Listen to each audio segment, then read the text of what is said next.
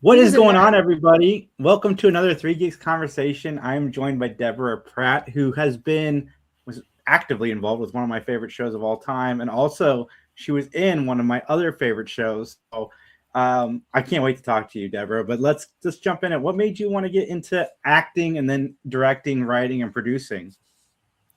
I actually started as a storyteller, probably around 10 years old. Every morning I'd get up to go play with my friends and said, I had the best dream last night. Okay, let me tell you about my dream. And then I would tell them about whatever it was that I had dreamed, some great adventure. And my friends said to me years later, but by the afternoon, it had like expanded and there was like so much more to this dream. I was rewriting as I was going. And then I was kind of a loner.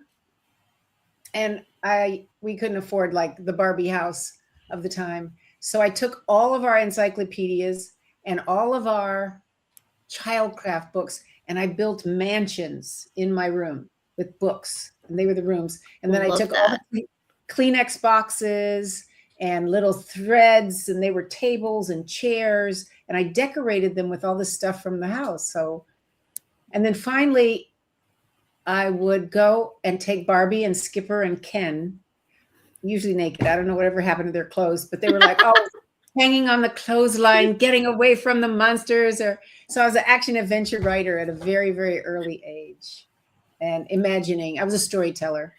And then when I was in high school, I had a teacher that part of teaching English class was to do classical theater.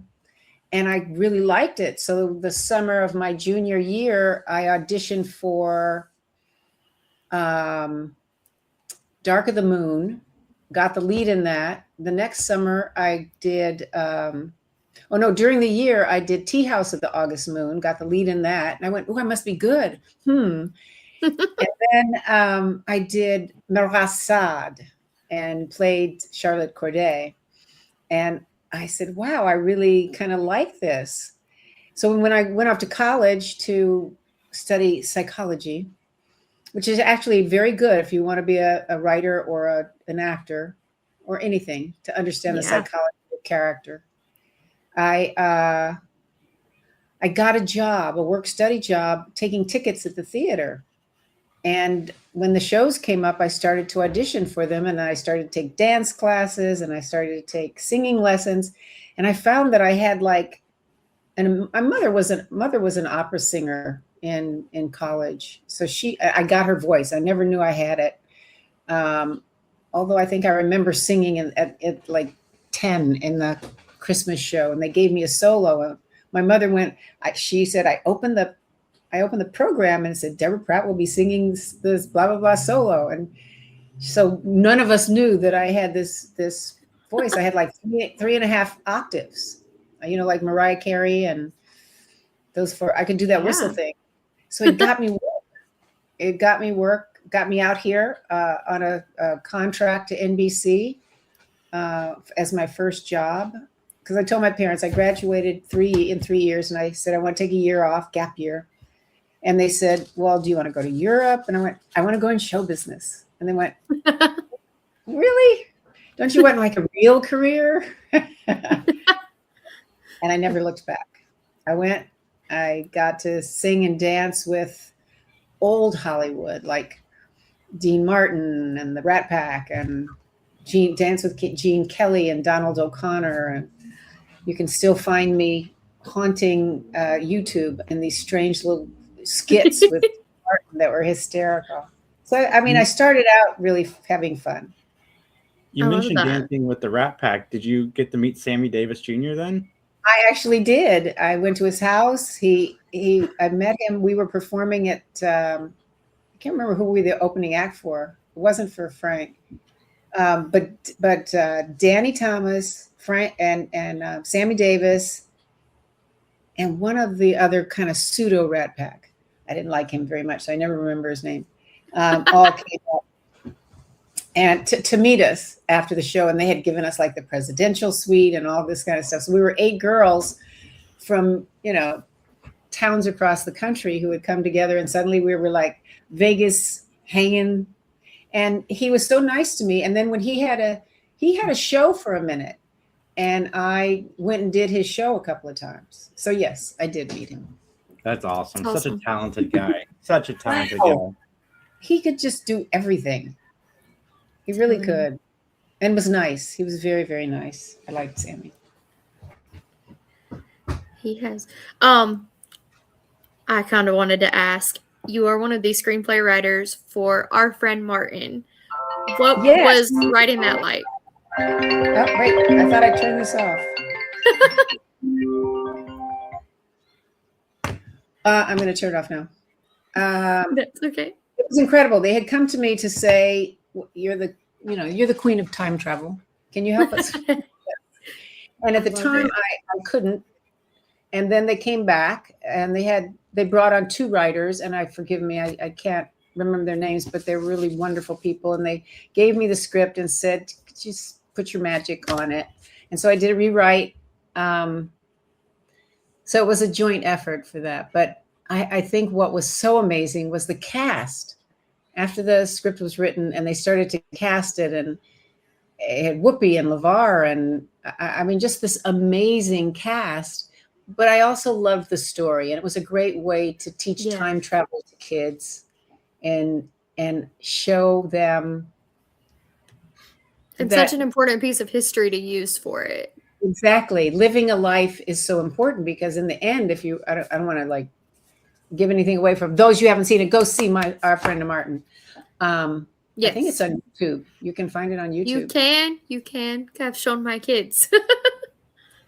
But I thought it was important. And when we did Quantum Leap, one of the things that was very important to me were the kisses with history, how you would take a piece of history and personalize it, and then put the viewer into the shoes of the person that Sam leapt in, to feel what it felt like to be a woman or to be Black in the 50s, at the beginnings of civil rights. That was very important to me as a creator on that show, to make sure that stories had meaning. They were about something. And I think that's where, we had just come out. I think I had written 1 episode, and I said, I want to write, I want him to leap into a woman. And they went, well, okay, yeah. And I did, and it was funny and poignant and charming, and it had all the important things. And I'll tell you a secret. I'll never forget when Scott had to wear those 3-inch heels and sat down on a cold metal chair without stockings on. He said, Welcome to our life. Exactly right. And then I went back to them and I said, now I want to write him Black man 1950s. And everybody, the studio, the network, everybody went, no, that's year 3. We'll do that in year 3. And I went, nope, I want to do it now. It's my show. I want to do it now. And so I called Brandon Tartikoff and said, this is what we have to do. And I told him the story, and he went, she's right. And we did it, and it changed the show. The coolest thing was that we found chat rooms. Remember chat rooms in the early 90s? Yeah. Dial up. We were the first show to ever be in a chat room where you could go and hear people. It was like a water cooler. The next That's day, so people cool. were talking about it, in the chat rooms, and what they liked about the show, and how they liked the stories being told. And I think that's where we established the fans from the very, very beginning.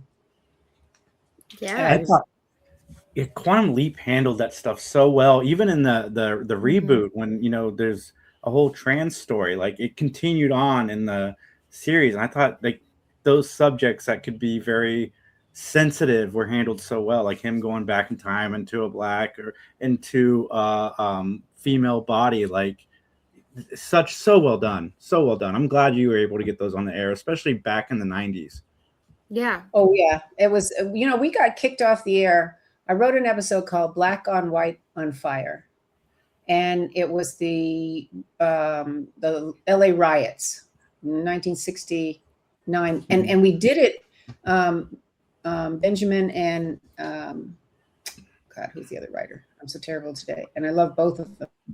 Wrote him leaping into a Korean family, which is where the riot started, which I thought was really interesting, because a woman killed a young Black girl, a Korean store shop owner accused her of stealing, pulled out a gun and shot her. And that's really what triggered the riots. And when I wrote them, I really did heavy research on what was happening politically at the time. And the idea of doing a interracial couple was very important to me because it was really what was happening in the 60s. People were coming to grips with, you love, somebody because of who they are. It's not about the bottle, it's about the wine, which I love that quote. And I wanted to make a statement that it wasn't just about people burning their homes. It was about people fighting for things that they didn't even get to own. You couldn't buy a piece of property in certain areas of Los Angeles if you were Black. And the fact that they couldn't own and they were always subject to being renters and all that other stuff, it gave them, and it gave everyone that redlining gave a sense of hopelessness. So the show was about hope. And I think even in the Vision Quest and Warrior One, the new things that I'm writing, that hope, it's because that's who I am. It runs strong through everything I write. Well, speaking of time travel, I'm going to jump us back a little bit because you were on Happy Days, and that's my favorite sitcom, I'd say, of all time. What was that experience like? Because you were a pretty big role in the episode you were in, so much so that they almost did a spinoff. They did do a spin. Well, we didn't get the spinoff. I was Kathmandu, and I'll tell you something hysterical. I guess I look enough alike myself from back in the day, and I will be in Paris or Hong Kong, and someone will say, "Excuse me, are you Kathmandu?" Hysterical. But I enjoyed the show. Go ahead. I'm sorry, Destiny. I was saying that's fantastic, and I mean, it says so much, like, because you still look amazing. Thank you very much. Both Henry and the entire cast was amazing. Ron, to this day, Henry has a memory like you would not believe. He will not only remember me, but if I met him over the course of time and he knows that I had kids or I told him, he asks, he remembers, and sometimes he remembers their names. I wish I had his memory now in my life. And Ron, I ran into Ron at the Directors Guild. And I just came up to him and said, Kathmandu, and he threw his arms around me and gave me a huge hug. So yeah, I thought I was going to get a spinoff and be a star and be the next Robin Williams, and it didn't happen. It didn't even make it to pilot for whatever reason. And I just thought, okay, so now I'm going to write. That's when I started really writing. But that inspired more that way. Absolutely. And that's an interesting story. I won't even go into the Star Wars story. I'm going to go into there was a film that I did called Forbidden Zone. Something in the Forbidden Zone. Good heavens. My memory is not good today. I've had so many meetings. That happens. Space Hunters in the Forbidden Zone. And when I originally got the script, it was a good role. And I was leader of the Earth Girls. I thought I was going to be an action star. And the director was an editor. And he wrote the script, and Ivan Reitman was producing it. And we're out in the desert, and all of a sudden the studio sends out 3D cameras. So now this first-time director is like freaking out anyway, but he won't talk to the actors. He's too shy to talk to the actors. Oh, that doesn't work. It doesn't. And so they fired him. And then we're sitting out there for 3 weeks while they bring a team of writers in and they start to write a new script. And they're sending pages out to the desert. And I'm looking at our pages, and suddenly the Earth Girls have no lines, nothing to do. And so the new director came on, and I said, the Earth Girls are the whole reason this story happens. We are stranded on this island. We get to be rescued by Peter Strauss and Molly Ringworm and Ernie Hudson, who I met there. And he went, no, the Earth Girls are like the Golden Fleece, unattainable, off in the distance. And I went, you're like, no, that's not what I agreed to. So one afternoon, I snuck into the writer's room while they were all out to lunch. and I wrote a 7-page scene for me and the Earth Girls to, to fight for our galactic rights. So the only words that I say in Space Internet Adventures in the Forbidden Zone, I wrote, and I went, I can do this. And that's really what started me writing. I love that your writing is like, this is what I want to do, and I'm going to advocate for myself and just make it happen. Like, if you don't, love that. Who will? So all you writers out there, just do it. Be fearless. The worst that can happen is somebody can say no. And the best that can happen is they go, oh, well, that was ballsy of you. Yeah, okay, we'll do this. Exactly. It's the best. I'm going to ask, because they're right behind you. You have books out. I do have books. I have. What can you tell us about them? Well, I actually pitched this concept when I first came out to Hollywood. It's called the Vision Quest. And it was Earth in the not too distant future, after the great quakes of 2029. So they're coming, get ready. Because this was in the 70s. I thought that was plenty of time in the future. And we survived. Atlantis rose, but it was really called Atlantia. And it was the first continent on the planet that was civilized and very advanced. Mu rose, another supposedly fictitious continent. South America sank from all the deforestation, but we domed it, so it's now underwater cities. And then we unified as a planet. There was like no more countries. There were corporate societies, but there were no more countries. But the corporations really saved us. And then we put our genetics into animals. There's this doctor who came up with a way to cross the genetic divide. And these human-based creatures, these alternate species that we created, they remembered our forgotten powers, that over the millennia, we just forgot we could be telepathic.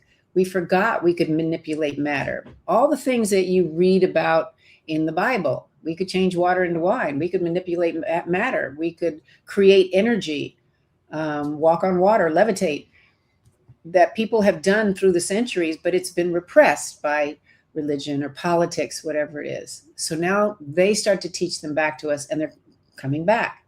And then the same doctor decides he's going to put his genetics into machines, into robots. And that's when they become sentient.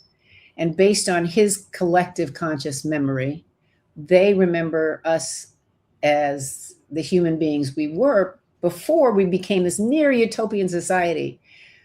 And they look at our history of greed, of war, of hatred, of not taking care of each other, of not taking care of the planet or the creatures on it, the air, the water.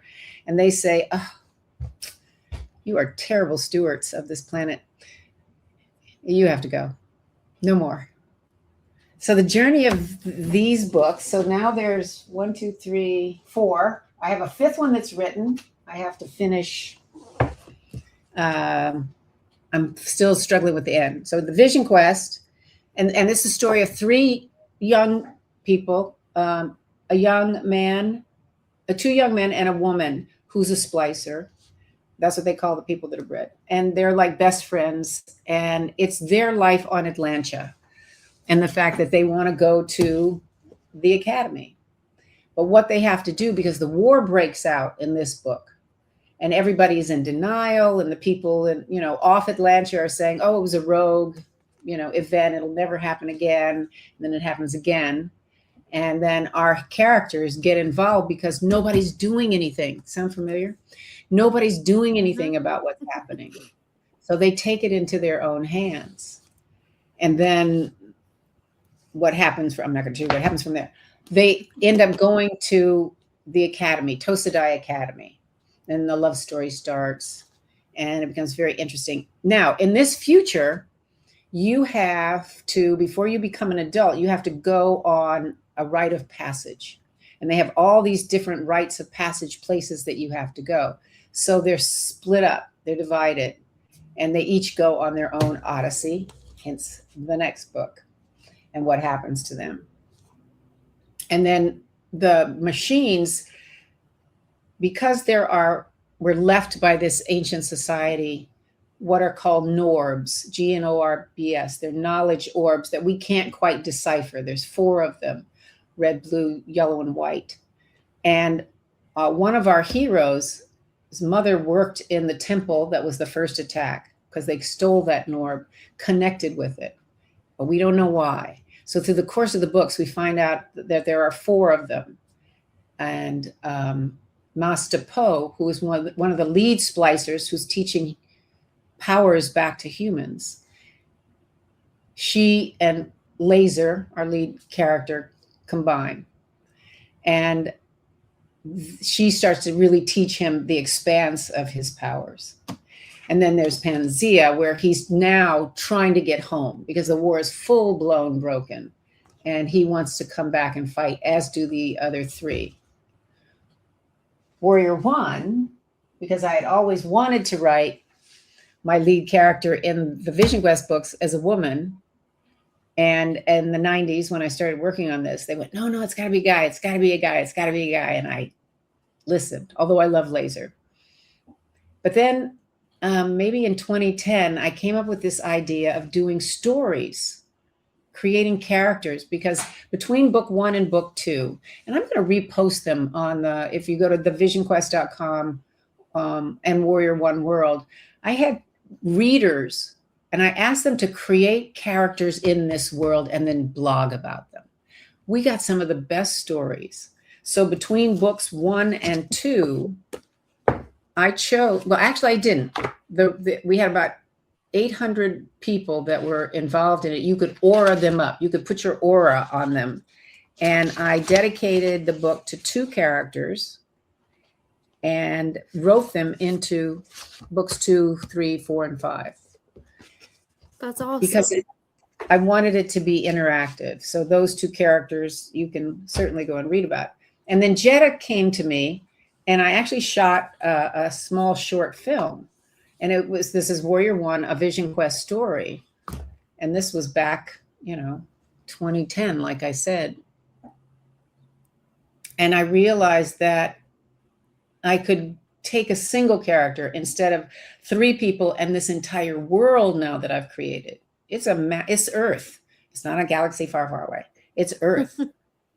And show what it's like to find courage, what it's like to become a hero, what it's like to become a leader. That's going to be her journey.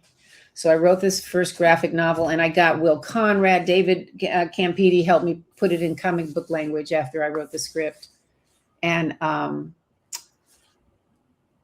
I started to bring the creatures and the characters that I had created in the Vision Quest books into these books in beautiful color. You can get this on warrioroneworld.com or vgmpublishing.com. That looks cool. I did maps of the world. It's really funny.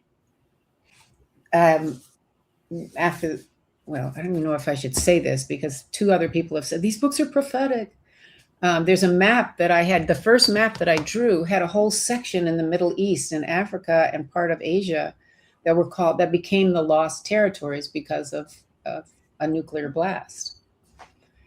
Wow. Yeah. And it sounds so fun though. They're really a lot of fun. Stories sound great. Thought-provoking. I want people to imagine the future with me. And so we have a company that wants to build a game. That's the other direction that we're going. Oh, cool. And it's a free-to-play third-person shooter, but it's learning. You can use your powers. You can use weapons. Because what happens is there's a man who he's a prophet in that sense. He saw the future. And so he invited the history of ancient weapons.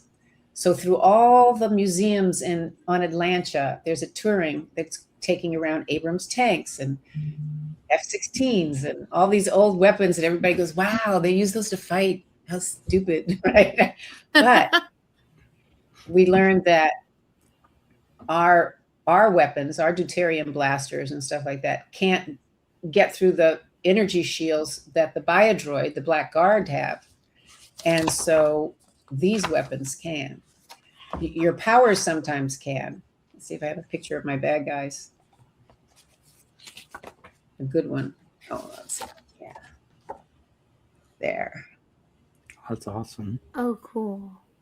And you know what's really illustration's fantastic. Oh my God, Will is freaking amazing. And Han is an amazing colorist. I went through like 3 colorists before I found her.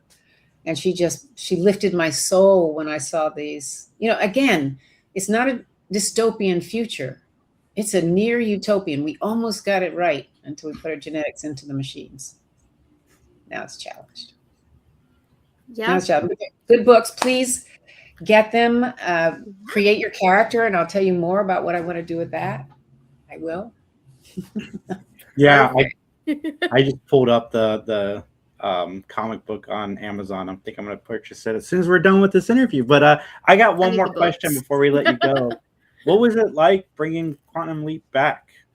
And I love the reboot. I can't express that enough. I was really sad that it got canceled. I raged. Thank you.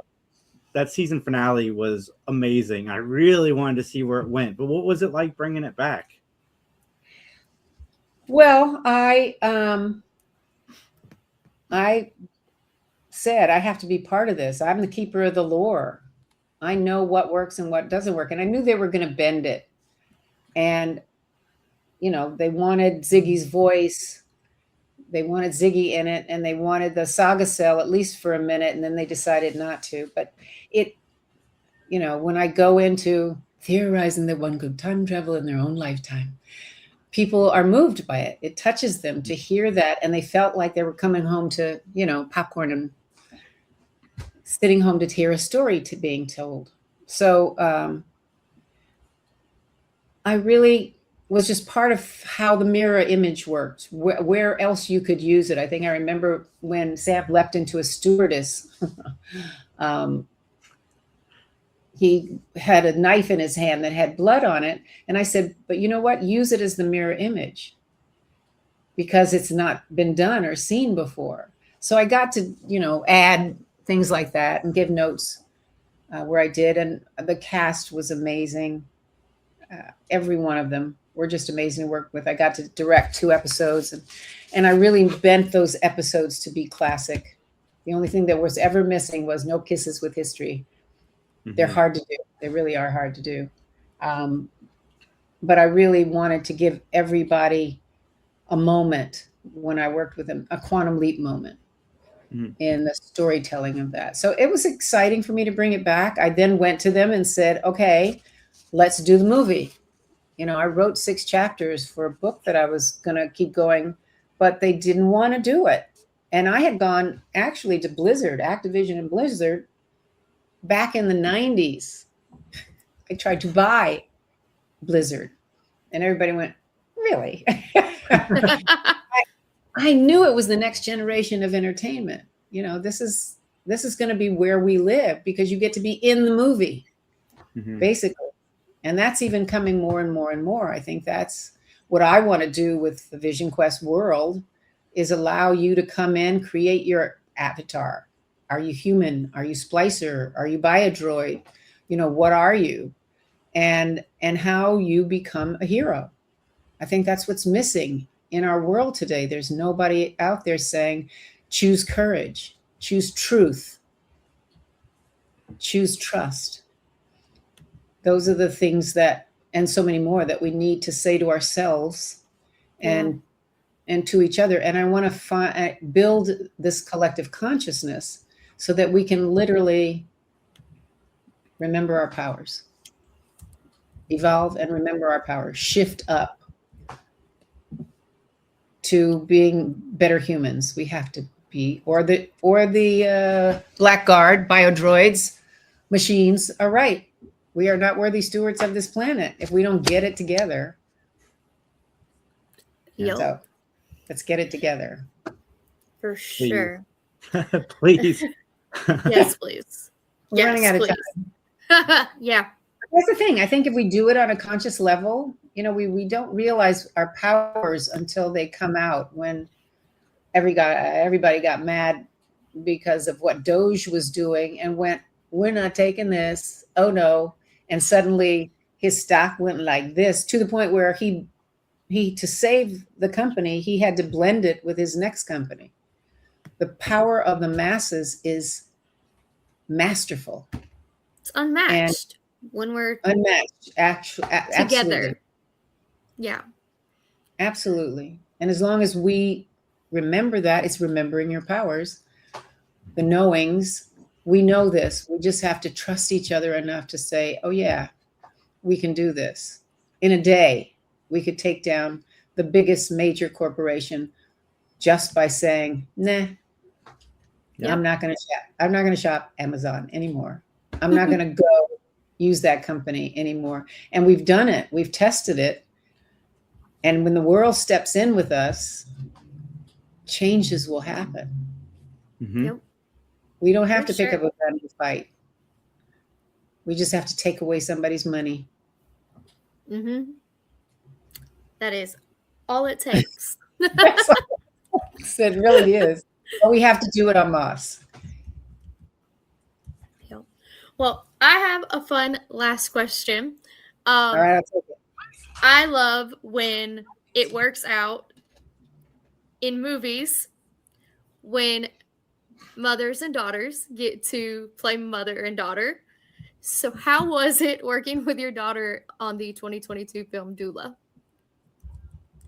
Oh my gosh. It's really interesting because my actual scene got cut. And I'm kind of glad it got cut, to tell you the truth, because it was about her dying. And but I love Troyan. She's so freaking talented. I mean, to me, she is one of the great talents of her generation. And she doesn't get to do it enough for whatever reason, but she should be a major, major, major movie star. I have seen her on stage. She certainly ruled Pretty Little Liars. And Without a doubt. and she lifted that. The writers would always say to me, she's the reason for the season.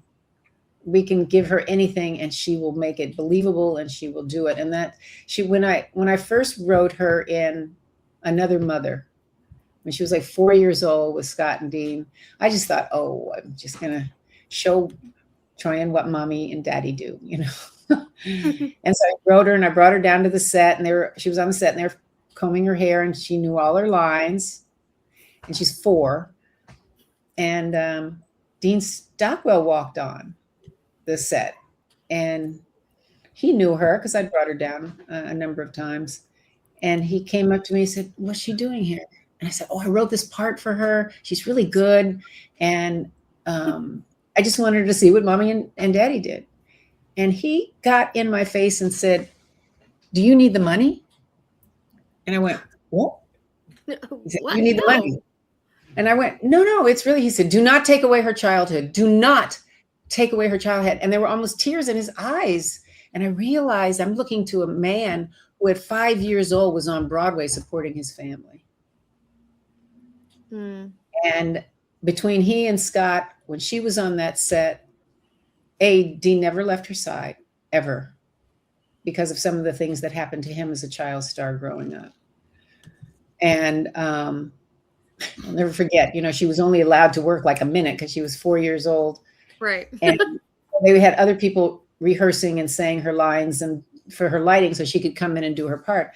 And I was sitting right next to her and she looked at me and she pulled on me and she said, why is that girl saying my words? And I went, oh.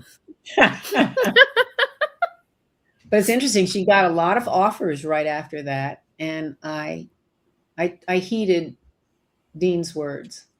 And I said to her, if you want to do this when you grow up, you can do it. I want you to go to college. I want you to have a life. And she did a number of things. I think she did another show for us. But then she decided, when Don wrote her an entire episode it was Mariska Hargitay's first series. She played Mariska's daughter. And she was supposed to be kidnapped. And it was a big dramatic thing. She was like all of 6. And she said, No, it's too many lines. I don't want to do this. Too funny.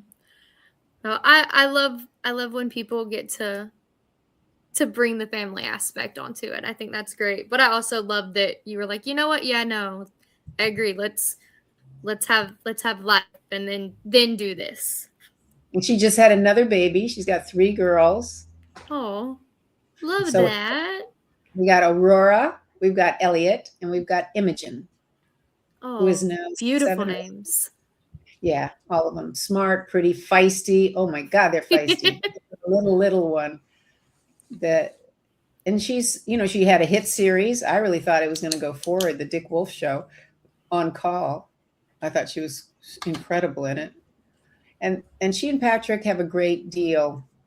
When she works, he stays home. When he works, she stays home.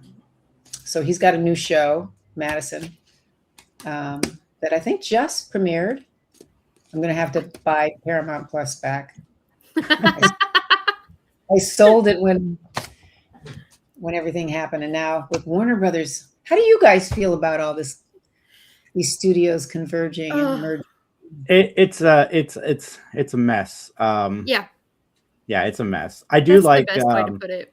I'm going to assume that it was around the Colbert stuff when you dropped Paramount, but it's funny because like immediately after like South Park ran their run of episodes, it's like, you guys know what you just put on your network? It's wild. Like, our world is wild. It's very interesting. It's interesting to see what is happening with our freedoms and our rights as Americans right now. And the world is with us.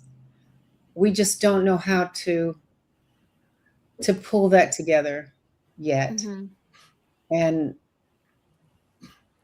somebody should figure it out. I was just asked to come and teach candidates how to create their own story that'll be running for running for office.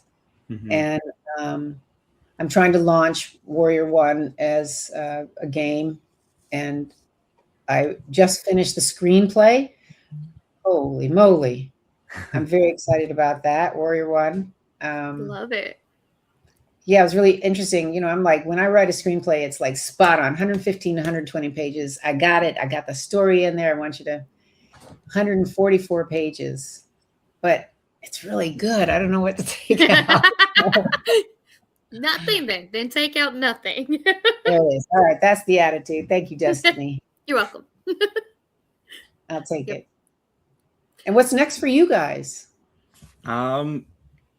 It's been a wild run. A lot more of these. Like, I'm really digging the interviews we've been doing. Like, it's been a complete honor to talk to you today, and just some of the people that have said yes over the last 3 or 4 months since we've started growing has been just amazing. I've cried like 4 or 5 times when Destiny's texted me like, this person said yes. I'm like, oh my God. Like, we had Bill Daniels on recently from Boy Meets World, and I think I had tears in my eyes for the whole interview. Like, it's been wild, and we got a lot more of that coming up. Conventions. I do emceeing for conventions as well. So.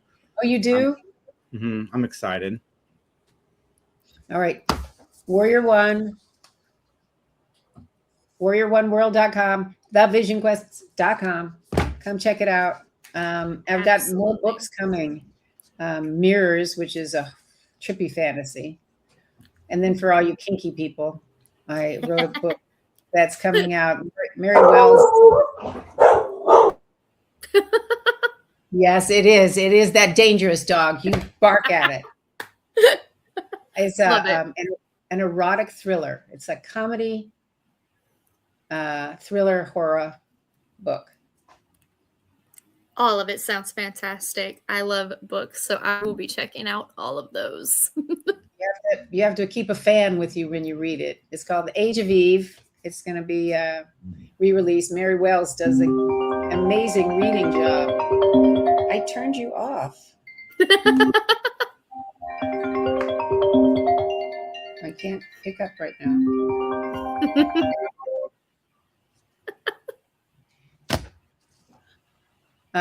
So I have a series of books coming out. This is just a test for Mirrors. I'm still looking for a cover. Oh, and then Age of Eve actually has a second book that we're looking at It's written. I just be doing covers, things like that. So yeah, so I've been a busy bee, and now I want to start directing again. So I have 2 films that I've been offered. Well, I don't know what their start dates are, and then if Warrior One goes, that's a big opportunity, and I'm looking forward to it. Well, so are we. So everybody go check out those websites. Make sure you give it a chance. Buy the books. Buy the book and give a review, please, coming. when you read it. Give me some reviews, glowing, please, if you would. Definitely. I will be. I just put it in my browser so I wouldn't lose it. Thank you. And you can buy them, I think, at a better. I mean, buy them from Barnes and Noble or what did I say, Amazon. But I think that the audiobook will only be on warrior1world.com, at least for a while. Love it. Thank you guys for doing this. I think it means you. so much to so many people. And what Secret City Books? Wait, I see this under your name. That is, I put out my first book in 2024, and that is the title. It's a series. The first one is Welcome to Oakbridge. It's a supernatural fantasy novel that loosely throws in some of the Manhattan Project All right. in Oak Ridge, Tennessee. So it kind of uses that as an explanation for the supernatural. And All right, so it's a lots of fun. It's called Oakbridge. The Secret City, Welcome to Oakbridge is the first one. The second one is getting finished. I took a twist I wasn't expecting and was like, all right, now I got to get myself back on track to start book 3. So that one's coming soon, and it is Unraveling of the Veil. And the third one is already also in works and is called Dangerous Waters. All right. Go, girl. Now you just have to write it, right? Yeah. Now just get it finished and get those out there. The first one was such a big accomplishment for me personally. So it is. So I'm looking forward to the rest. All right, Destiny. And where can I get it? Books A Million or BarnesandNoble.com or Amazon are the ones that I know it's on right now. And then I think maybe Goodreads.com has it as well now. Goodreads is a good place to be. I like Goodreads. They've been good to me. I'll see you on the book talk. Yes. Thank you so much for being with us. Guys, please don't forget to check out Deborah's stuff. And don't forget to like, share, and subscribe. And we will see you guys next time. Bye.